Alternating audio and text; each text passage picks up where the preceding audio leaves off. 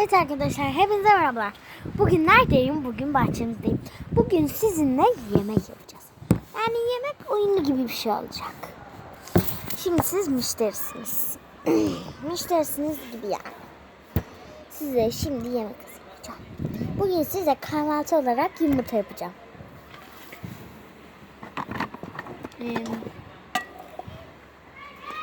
Sonra da yapacağım.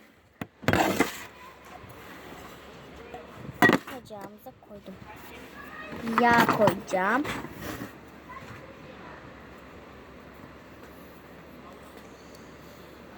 Videodayım.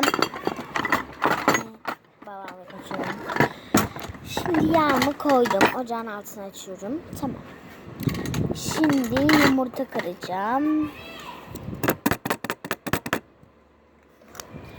Evet, kırdım. Şimdi nerede tahta kaşığım? Şimdi bu yumurtamı güzelce hazırlayıp size hemen servis edip karşınızda olacağım. Evet arkadaşlar, hazır. Bakın yumurtamı hazırladım.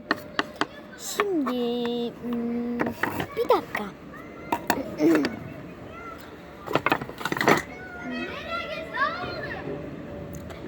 Bundan yumurtamı alıyorum. Şimdi bir tabak bulmam lazım. Önce şu yumurtamı geri koyayım. Şimdi tabak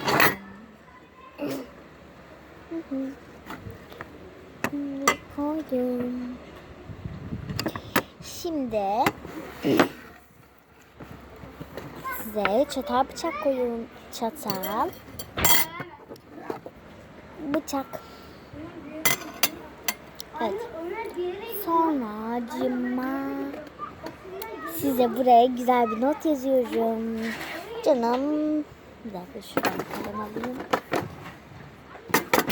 Canım takipçilerim. Aldım. Canım takipçilerim. Sizi çok seviyorum.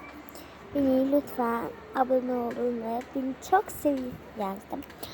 Böyle kenara koyuyorum, tabağın kenarına. Yazdığım şey göstermiyorum çünkü benim yazım biraz kötü. O yüzden tersini gösteriyorum. Önünde yazı var ama bakmayın. Şimdi bunu tabağın yanına koyuyorum. Yapıştırıyorum. Evet. Sizden çatal bıçağınızı koydum.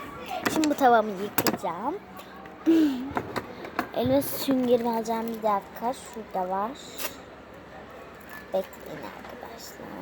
Elime süngerimi aldım. Şimdi buradan sabun koymam lazım.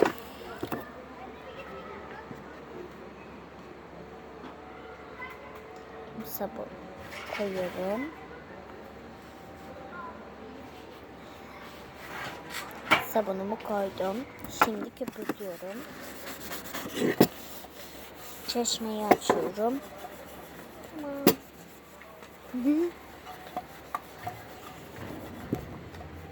Tamam.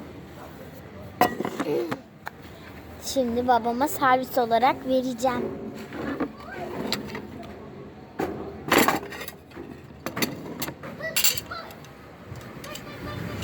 Al bakalım baba. Babamı göstereyim mi baba? Baba seni göstereyim mi?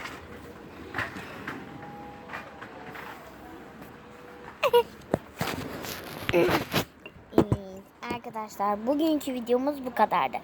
Kanalıma abone olmayı ve like atmayı unutmayın. Görüşürüz.